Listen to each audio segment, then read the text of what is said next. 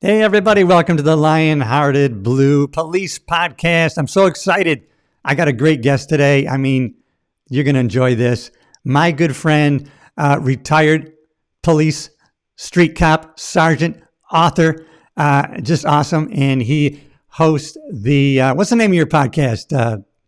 Cops and Writers. Writers. The Everything. Cops and Writers Yep. podcast. Hey, Patrick O'Donnell, thanks for joining me today, brother.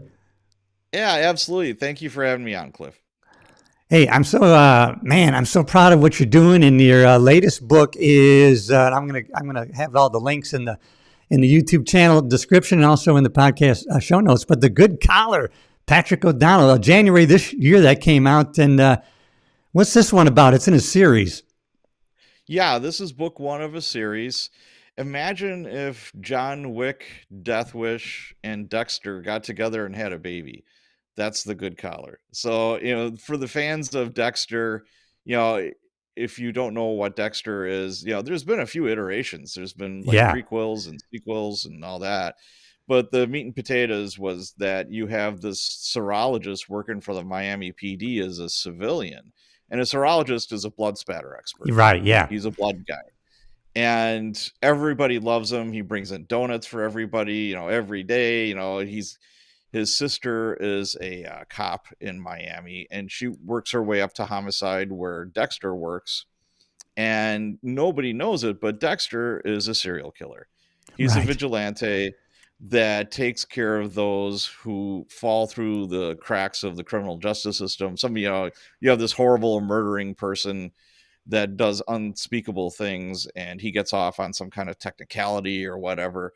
Well, Dexter finds him Right. and takes Yeah. care of business. Yeah. So my book is the police chaplain is the Dexter in the Milwaukee Police Department. Oh my And God, that everybody is loves him. awesome. Yeah.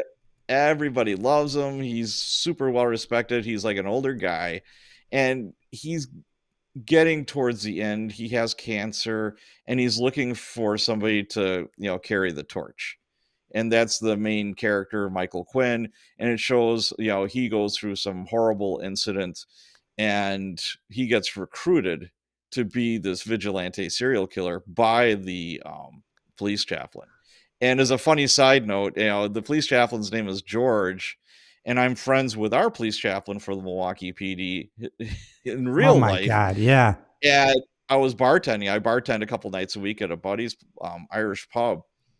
And Wait. Now you still bartend? oh yeah, absolutely. No kidding. Oh my God, this is Yeah. exciting. I didn't even know this about you. Yeah. So here I am bartending, and here comes George, and he says, "Oh, D, I'm a serial killer." And I'm like, "George, it's a book, okay?" And he said, so he just started laughing. He says, "Okay, I'm okay with that." But I said, "You're a good serial killer. You only kill bad people. They're very, very bad, George. I'm not gonna have you do anything else but." And he's like, "All right, good enough. Here's your Guinness." That is just like the Dexter because, I don't know, what do they call that in when you're writing a novel, right? You kind of need the villain to, they call it the pat the dog thing where there's got to be some kind of connection of goodness or they show some kind of, positive emotion, right? That people can kind of relate in some way to the villain, right? Yes, absolutely.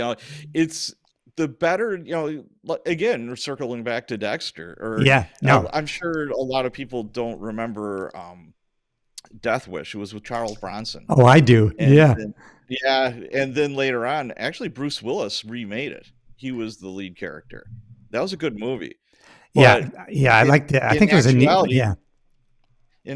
yeah. these guys are murderers. That's Yeah. wrong. But you feel for them for why they're doing it. There's some inciting incident. There's a Yeah. reason why. It's not just blind, just like killing. They had something happen to them where the reader or That's somebody right. watching Yeah. TV is actually rooting for this serial killer. Yes.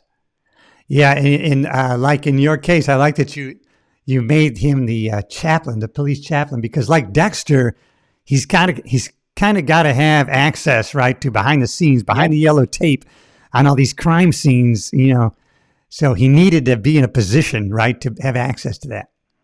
Oh, he can walk around, the Yeah, police headquarters, when nobody's going to question why he's doing what he's doing. yeah, So that's why I have him just untethered. yeah. That's perfect, man. That's perfect. Yeah, Dexter. We watched that whole series actually twice.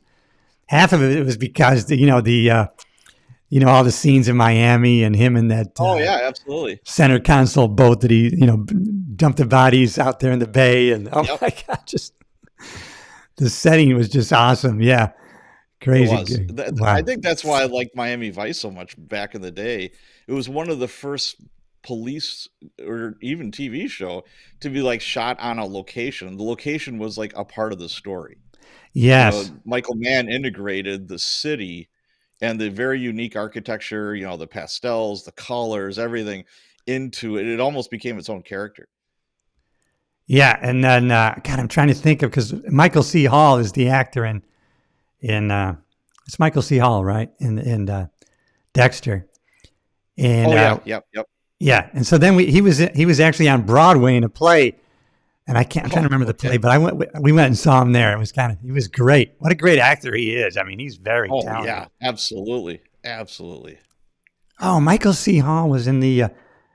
Wasn't he in 6 Feet Under too? Right? Yes, No. he was. He was in Yeah. 6 Feet Under. It was the That's family mortuary business. yeah.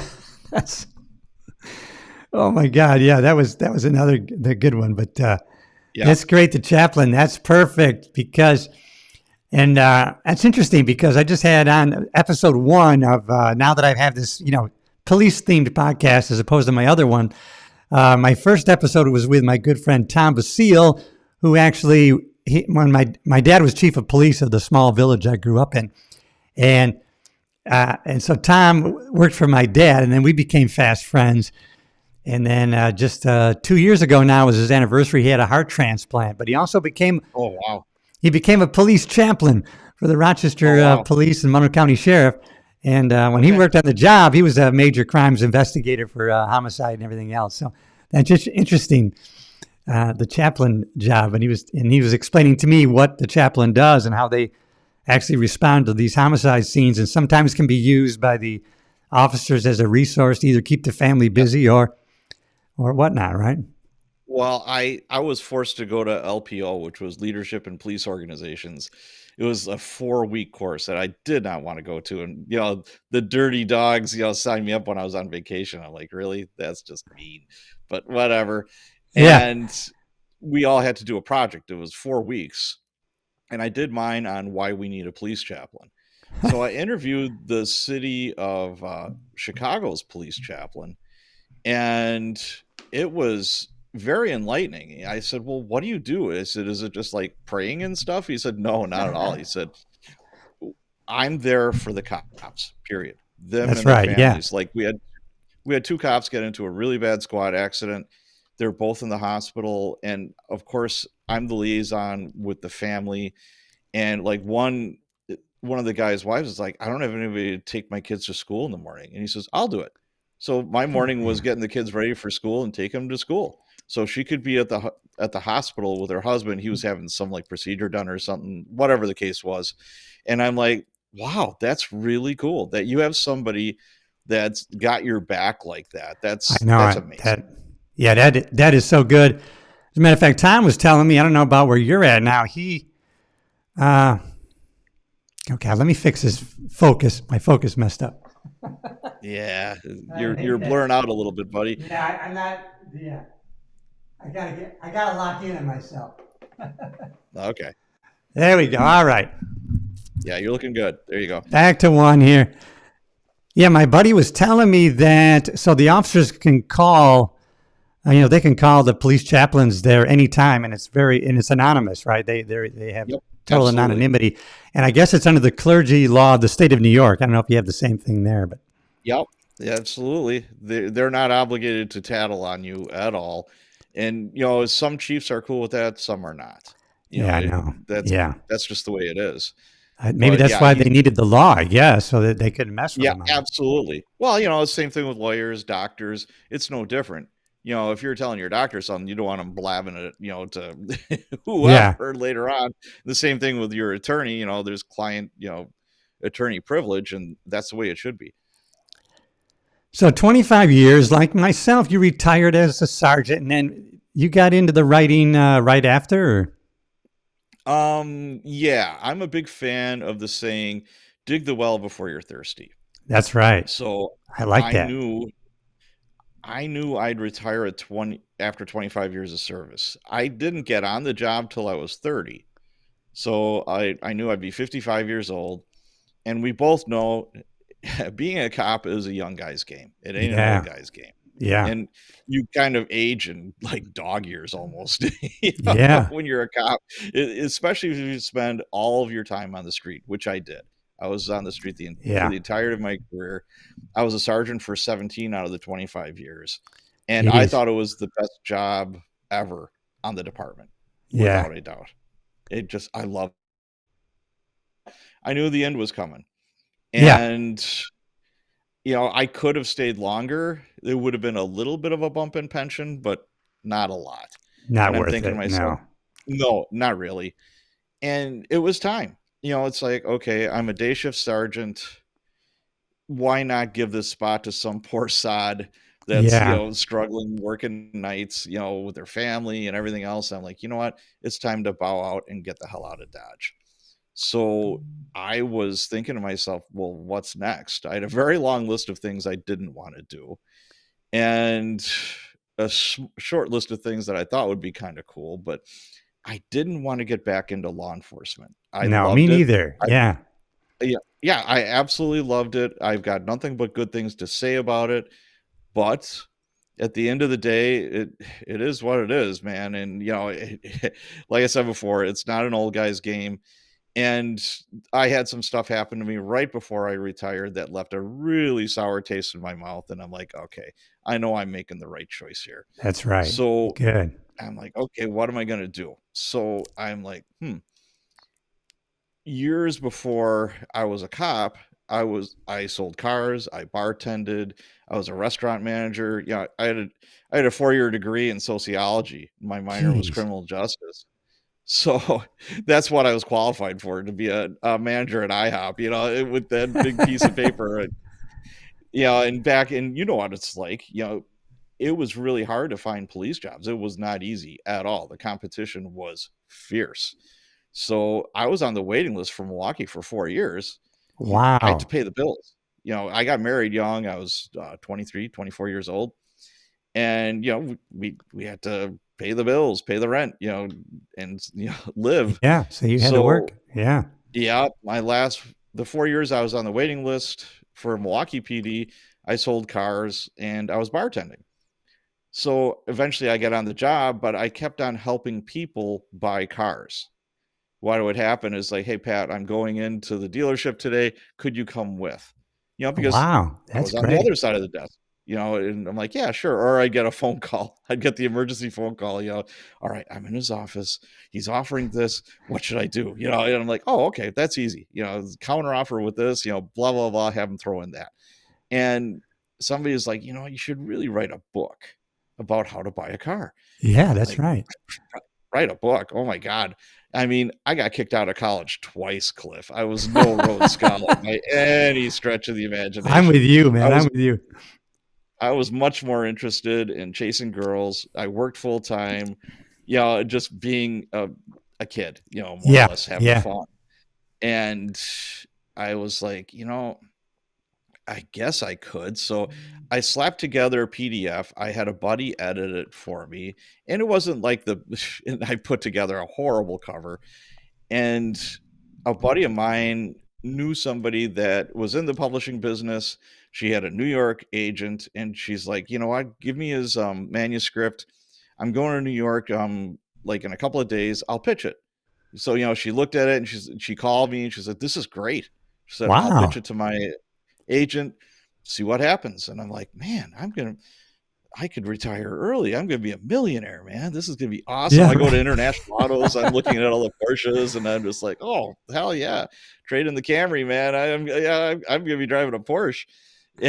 And so, of course, the next day my buddy calls me. He says, hey, you remember that gal that was going to pitch your book for you? And I'm like, yes. And he's like, well, we kind of got into a tiff Oh and God. she's not talking to me. And I'm like, okay. So I call her up and I say, hey, I understand you had a disagreement with my buddy. I'm sure I hope this does not hurt our professional relationship. She's like, F you. If you're a friend of his, I'm not a What? friend of yours. I already threw that in the garbage. And I'm Holy like, shit. What the all heck? right, I guess I'm still driving the Camry. All right. I'm like, so, oh well. So That's I pretty forget shocking. Wow. it was. So I loved podcasts even back then. This is like more than 10 Yeah. years ago. And I'm like, you can self-publish your own book. And I didn't realize that. Yeah. So I self-published the book and people bought it that weren't related to me. And I'm just like, wow, it was kind of a light bulb moment. You're like, holy shit. And I'm like, wow, this is kind of cool. It's actually fun. So Yeah. Yeah. yeah, it is. So I started going to writers conferences. I got swept into the indie movement, being self-published. Yeah. I love And it. Yeah. yeah, absolutely. So I wrote a couple of other books that had nothing to do with police work. They did okay. And then I was like under pen names. I did everything under pen names because I didn't want to, I was still on the job and you had Yeah. to get permission from the chief. You got So to I'm be like, careful. Yeah. yeah. So I sidestepped that. I'm like, oh, I'm just going to use different names and he won't even know I'm doing it. So that's what I did. And in order to, so yeah, I'll back up. So I'm at a writers conference in Vegas, and you know what it's like. You're in a social situation. People find out you were a cop or you are a cop. They want to ask questions. It's inevitable. Yeah. So they come up to me and they're like, "Hey, would my character need a search warrant? To kick down this door? Can you arrest that person?" They were very nice. They're very Yeah. respectful. And of course, they're always going to ask, what's the craziest thing you've seen, question, all that kind of good stuff. And I'm like, huh. So that same night, somebody that was very successful in the writing business said, "You're writing the wrong books, Pat." And I'm like, "What do you mean?" He said, "Look, take a look around you. People are like flocking to you right now." He Yeah. said, "You That's already have smart. an audience." And I'm That's like, right. he said, Yeah. "Write some police procedurals." So I wrote 2 books. It was the Cops and Writers. The first one was From the Academy to the Street. The second one was Crime Scenes and Investigations. And they were geared towards writers who, write crime fiction Yeah. about police procedure. And they sold really well. Okay, so I wrote the 2 Cops and Writers books. Yeah, I'm on the behest of somebody that knew a lot more about this stuff than I did. And I'm like, well, I have to promote this stuff. I Right. have to promote these books. And, blog tours was kind of a thing back then, but it was kind of dying out and podcasts were like the thing. So, and Facebook, I had a pretty good following on Facebook and I started the Cops and Writers Facebook group to more or less promote the books. It was my editor and maybe 2 or 3 friends, and it exploded into like I have 8,500 people in there. The Wall Wow. Street Journal did a story about it, and unsolicited, and I'm just like, holy cow, this is some crazy stuff, and Yeah. then to promote it, I started going on podcasts. I'm pitching it on podcasts. So I'm like, you know what? I can do this. I was a DJ back in college. I'm not afraid to be behind the mic. So I started the Cops and Writers podcast, and that grew legs of its own. So yeah, it's funny how all this stuff just kind of goes. And at the same time, it's like, okay, what do I like doing? I love to travel. So I got a job with Delta in 2021. I Oh retired my in 20. God. Jeez. And I Patrick. was throwing bags. I was loading and unloading airplanes and like marshaling them. I was the guy with the wands that was like guiding the planes in. That kind of stuff. Yep, Yeah. exactly. Wow. That's awesome And experience, man. that was real work. Yeah. That The was thing real work. about it Yeah. is when Yeah. you're in the belly of the plane, stacking and throwing these bags, you're on your knees the entire time. You can't stand Jeez. up. Oh my God. So I never thought yeah, about the guy inside the belly. yep, exactly. The guys that are on the tarmac that are throwing them on the that conveyor belt thingy. I mean, it's a tough job, but the people inside the plane, it's 100 times tougher. Wow. In the winter, you freeze your butt off. In the summer, it was well over 100 degrees inside there. Jeez. So, So, man, but I could fly anywhere I wanted for free. So I fantastic. took full advantage of that, and I was seasonal. So I worked for like 4 months over the summer, but I could fly for free for a year. Right. And it's funny because when I when I interviewed, I'm like, just so you know, I mean, I'll sweat my butt off for you. I got no issues. But when winter comes and it's 30 degrees below zero on that tarmac at 4 o'clock in the morning, my old Irish ass ain't gonna be out there. I said, No. just so you know, I'm like, I'll work in the summer. That's great. In Yeah. the winter, hell to the no. So, well, I might need you, Pat. And I'm just like, what did I just say? Yeah, I'm Yeah. like, then just don't hire me. He says, well, I'll hire you. I'm like, okay, sounds good. November comes around. He says, hey, we're getting really busy. We need you. I'm like, what did I say during our interview? Yeah. So, yeah, he says, well, maybe we should part ways. And I'm like, yeah, sure. And no harm, no foul. It was a great experience. I had a lot of fun. I thought it was a great workout, and I worked with some cool people, and I'm just like, yeah. And I got some traveling under my belt, but this was like right as the restrictions for COVID were starting to lift, where, when I first started flying with them, you had to wear the face mask inside the plane. There was, I remember one flight, it was me, the two flight attendants, obviously the flight crew, and maybe 4 or 5 people on the plane. And I'm Jeez. like, this is Wow. this is awesome. I loved it. And I'm just Yeah. like, yeah, this is cool. But yeah, obviously things lightened up and people started flying again. But I did that. I now I bartend. I just Jeez. like doing different stuff. Well, I do too, and I've that's what makes you a great writer. Well, that wouldn't make you a great writer, but look, what makes it really adds to your writing is all these different perspectives, right? You've been the police officer, street patrol, always behind the yellow tape, always knowing all aspects from different views. And now, and also non-police activity, right? You're working in the service industry, you're working in, the airline industry. And so now you've interacted with these different characters from all walks of life, and that's Oh you yeah, can draw on those absolutely. things, right? I mean, Absolutely. What I see is, I'm very deep in the writer community. I have a lot of yeah, friends that do it for a living, that were never cops, and they're writers. And yeah, unfortunately, it's a very solitary lifestyle. yes, yeah, It's just you and your computer for the most part. You might do some book tours or, promote your stuff every now and then, but it's a very solitary existence, and you it kind is, of get cut off into what the real world actually is. And yeah, I think that does kind of carry over to the written word too on the pages. It's like I remember, reading some books and you're like, this is so far off from reality. Man, I know it's fiction, but holy cow, I mean, you're way out of bounds. yeah. That's because of that, I think. And I think, man, today, if right now, today, from our generation, just because we had to, we are very skilled, it would seem, into most of culture today, is interacting. We can have a conversation, we can approach you, make eye contact, and banter back and forth. And a lot of those skills, you see younger people, even 30s, they're too busy thumbing it, and then they aren't really Yeah, connecting.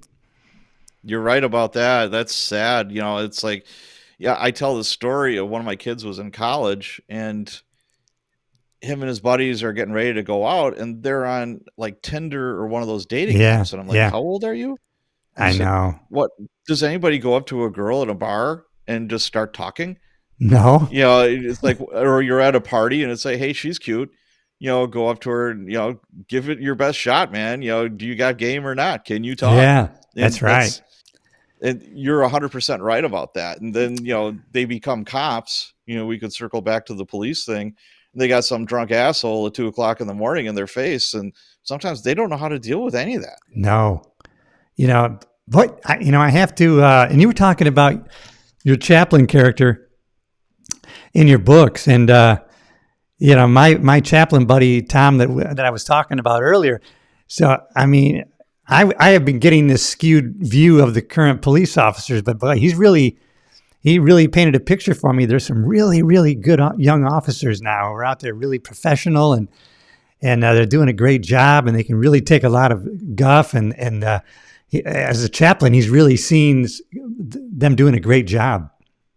Good. That makes me happy. It's the cool thing about when I was working at Delta throwing bags was I was one of the oldest guys there. Obviously, there was a lot of young guys, Yeah, and it was just nice to be around these young people, they're incredibly respectful. It's funny because like my police friends were like, don't tell them you're a cop.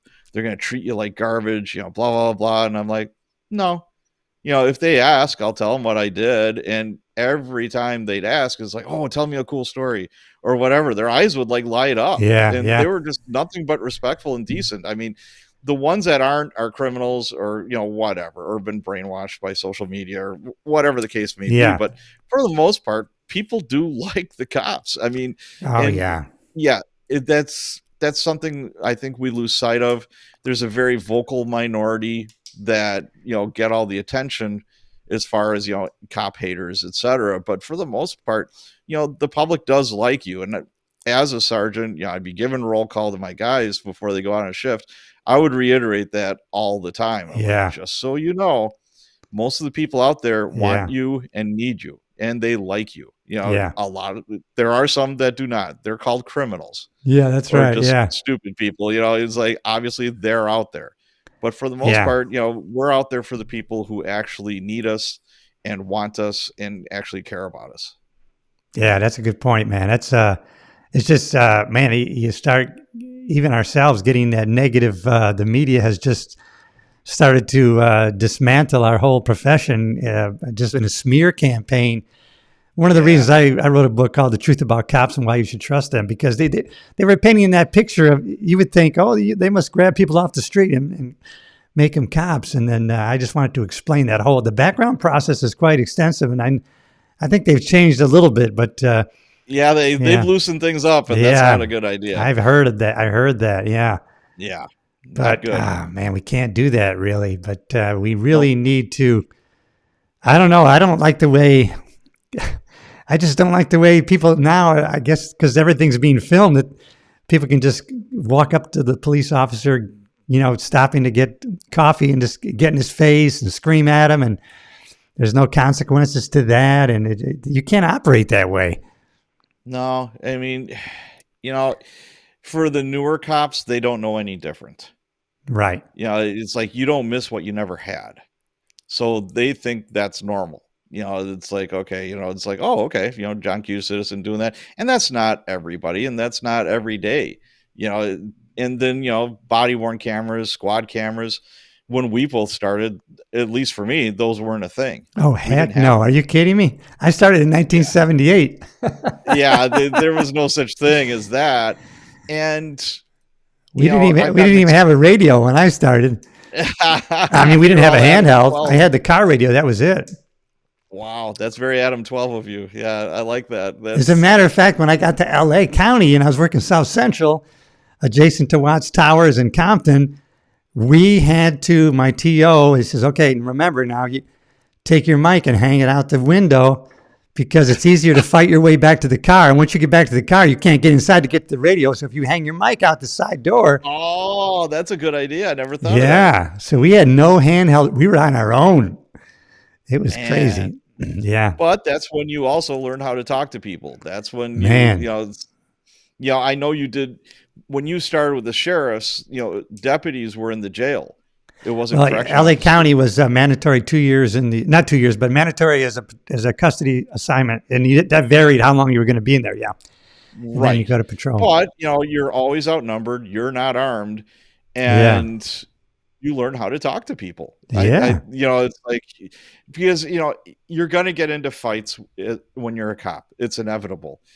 But after your first couple, you're like, well, that wasn't cool. This hurts, that hurts, whatever. I don't care if you're a 9th degree black belt jujitsu, whatever, it's still going to hurt. You have a chance of hurting yourself. And, that's no fun. And you're like, you know what? I'd much rather talk this guy down. They call it de-escalation. That's the fancy word for it now, but it's been going on since cops were cops. There's nothing new about that. Yeah, in LA County, they have such a track of use of force that you tried to minimize it as much as possible. And, you had eventually they had to come around to listen.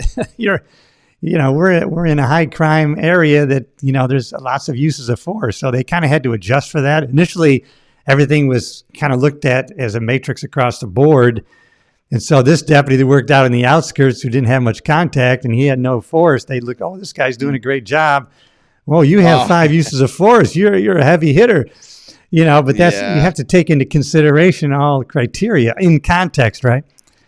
Right, absolutely. Yeah.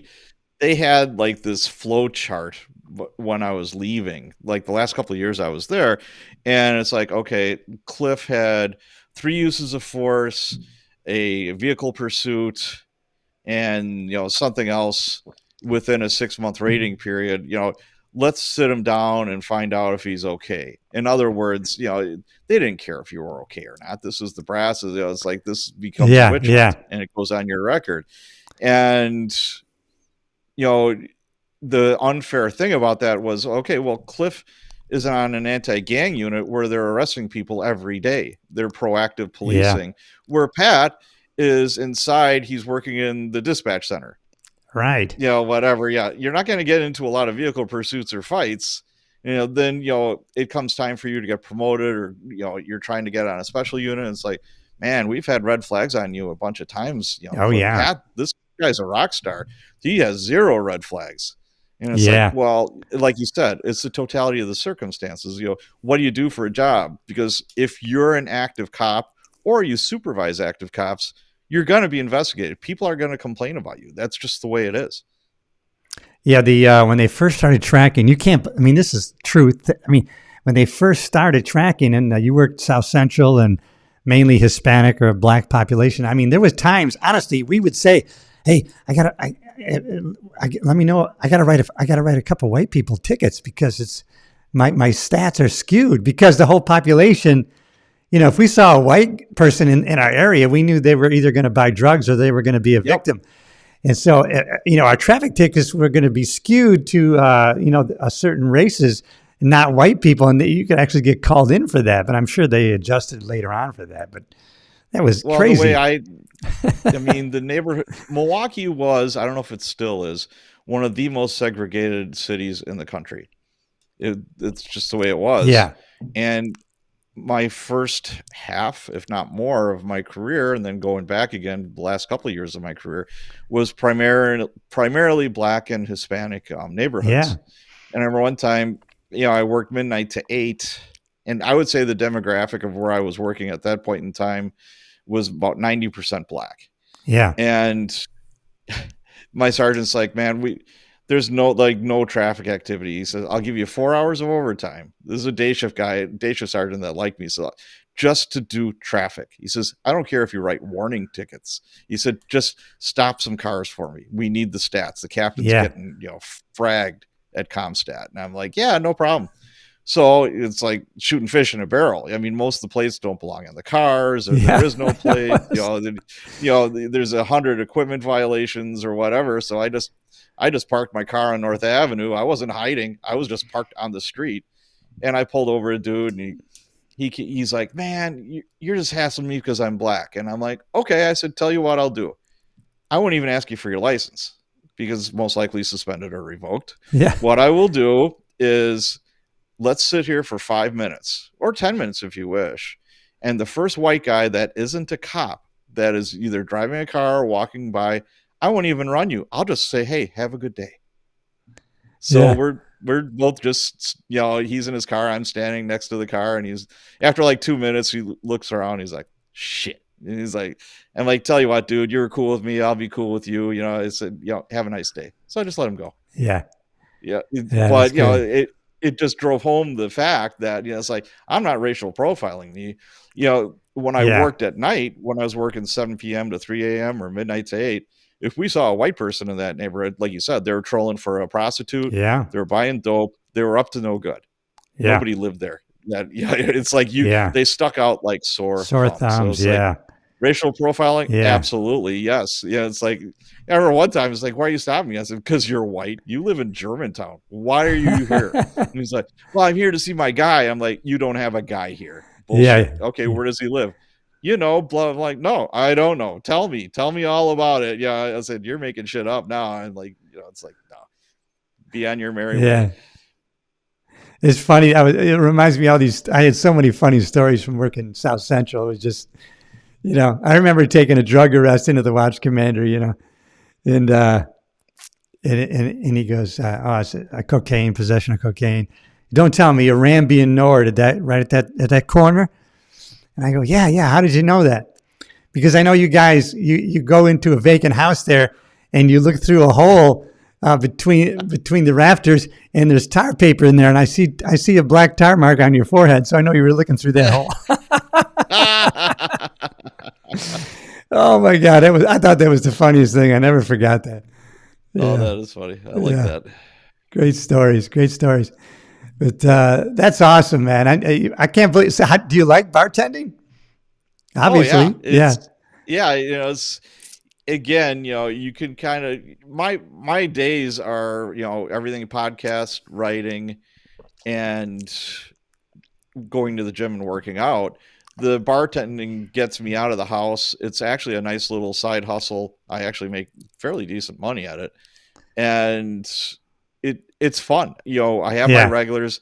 It's not a bunch of young kids getting pissed drunk and puking and doing stupid stuff and starting fights. It's older folks, like my age or older, and there's some younger folks too, but it's more of a family environment. And it's a bar and restaurant, and it's an Irish place. It's O'Donoghue's. Oh my God, you fit right in. Oh my God. Yep. It's so funny because I knew the owner when he was a new bartender at an Irish pub in Milwaukee that was in my squad area. So, we became fast friends, and I would go to his bar. Eventually he bought his own place in the suburbs. Yeah. And a bunch of us just started going there. And like a little over a year ago, he's like, damn, I'm dying for bartenders. I need bartenders. Wow. And I said, and he looks at me, he said, what do you think? And I'm like, dude, it's been a long time since I was on that side of the bar. And he's like, I don't care. Let's try you out. And I'm like, all right, sure enough. I mean, some of the recipes and stuff I remember again, but 40 years ago, I used to drink what they called an old man's drink. If I ordered a stinger, would you know how to make it? A stinger? No, I do not know a stinger. It's brandy and white cream de mint, 1-to-1 in a rock glass. Oh, that sounds horrible. Oh my God. Oh, I love it. I love it because the cream de mint is really offsets by the brandy, and man, it's really pretty good. But it'll knock you on your socks if you're not used to it. My mom drinks Manhattans. Oh, okay, yeah, it's like an old fashioned, but it is, yeah. So it's whiskey, bitters. And a touch of sweet vermouth. That's correct. Yeah. Sweet vermouth. Yeah. A little bit of sweet vermouth. Some people like it up. Some people like it on the rocks. It all depends. That's right. Yeah, it depends. And there's a perfect Manhattan, I think, has sweet vermouth and is it dry vermouth? What's the opposite of the sweet? Oh yeah, the dry. Yeah. Sweet and dry. I guess there's a little bit of both for the perfect Manhattan. Yeah. Oh, okay. Yeah, I had what we make the most of for mixed drinks. Old fashions? One of two things. Oh, a ton of old fashions. I love old fashions, actually. They came back in the last 10 years. Yeah, I muddle a whole lot of old fashions. Muddled old fashions, that's correct. I love muddled old fashions. Yep, I do a lot of those. Yeah, that's great, man. I love them. Vodka drinks are super popular right now. Tito's and seltzer, Tito's, lemonade, people love that stuff. Do you drink it all yourself? Not behind the bar, never. No, but I mean like casually and, Oh, casually? Yeah, every now and then, in the summertime, we have rotating beer sometimes. We'll always have like Guinness and Harp and cider and a couple of others in Smithwick's. But you're a beer guy. You're a beer guy. I knew that. Yeah, we'll rotate some local breweries as well.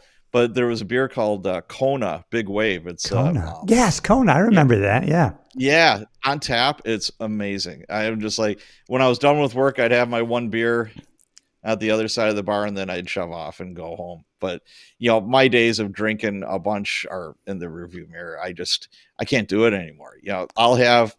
If I go out, I'll have 2 drinks. That's my max. That's my max too. As a matter of fact, I sometimes intend to have 2 and I only have 1. Like I'll have a glass of wine at night, and it's usually just the one.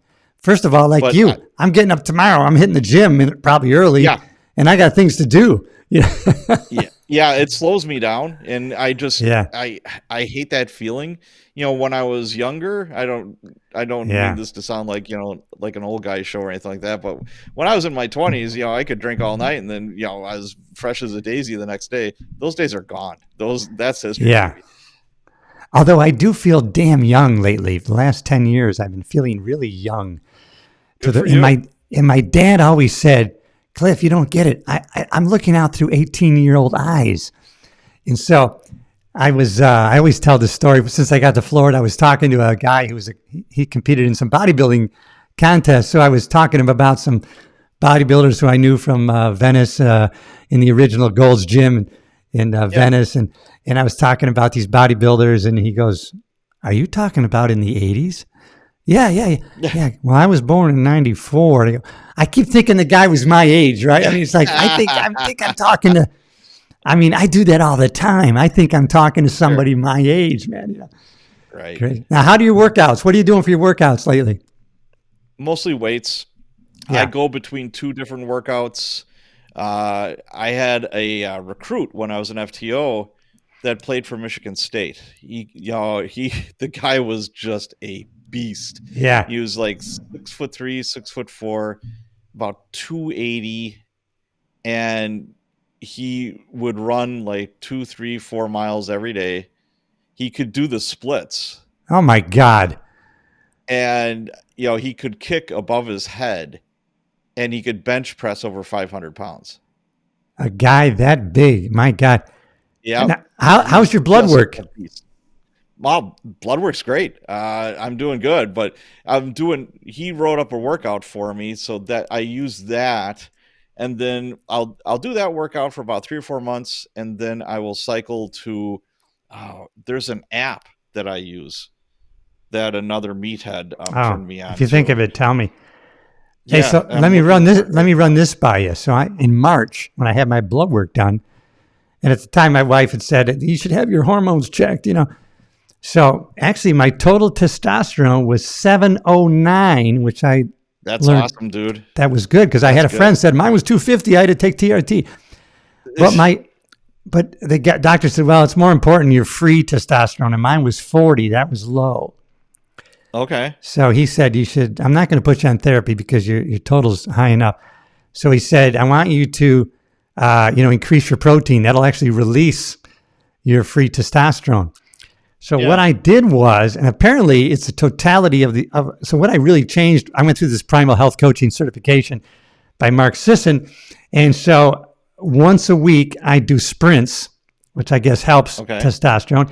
And I got back and really 3 to 4 days a week, I jump rope 20 to 30 minutes after my weight training, and I started deadlifting.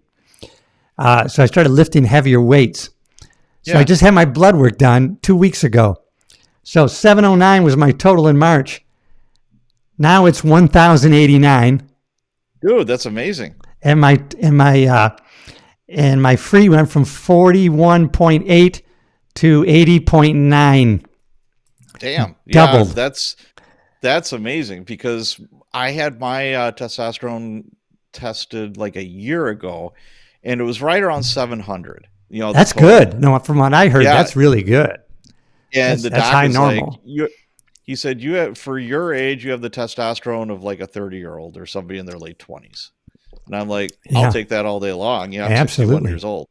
So, and I think it's, well, it's the weightlifting for sure, weightlifting. And you're more of a power lifter too, right?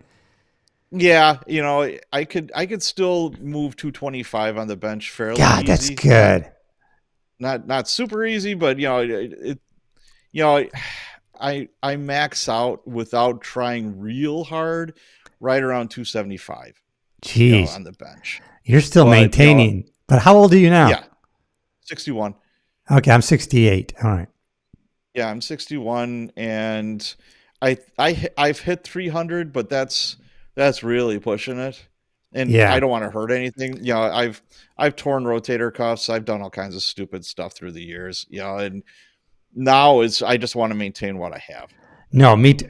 And I almost, because I was talking to a buddy at the church, and he's an older guy and he surfs, I think, man, I could start surfing. But then I was thinking, man, I have no aches and pains. My knees are fantastic.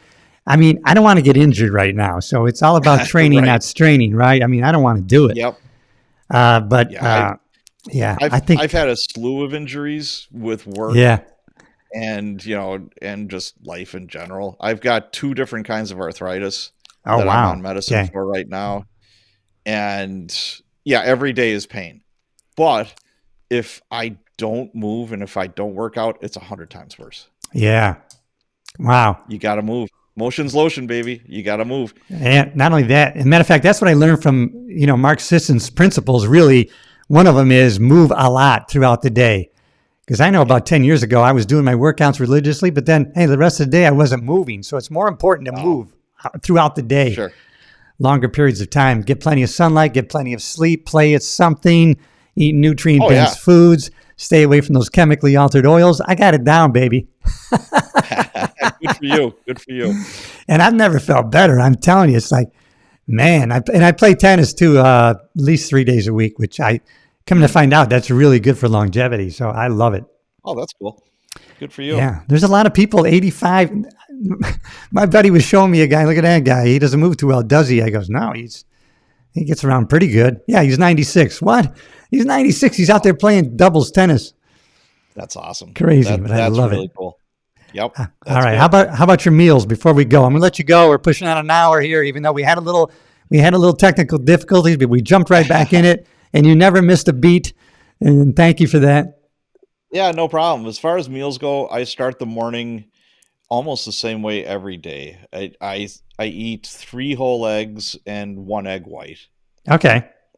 And I'll have a piece of sourdough toast, and I use Kerrygold butter. I use butter too. Yeah. Yeah, it's Kerrygold. Now, why Kerrygold? What's that? Why that? It's Irish butter. It's a what? From Ireland. It's Irish. Oh, okay. Irish butter. Okay. Yeah, and it's from grass-fed cows. Oh, I'm gonna try that. It's gonna be in the supermarket. Normal. Yep. Grass-fed cows. Sprouts probably has it too, or Whole Foods. Yeah. Oh, I'm sure. Yeah. Okay. I think Publix had it the last time I was down in Florida. Oh, that's where I go. Okay. Good. Yeah. So yeah, they've got it. So that's how I do my morning, and then afternoon, I only eat 2 meals a day. I'll eat breakfast and dinner or lunch and dinner.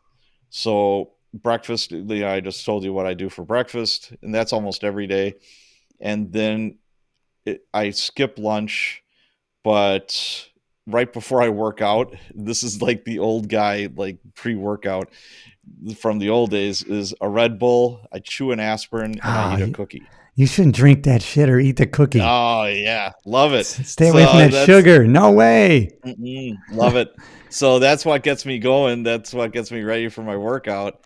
That guy that I worked out with, big old Bob, that was the human beast.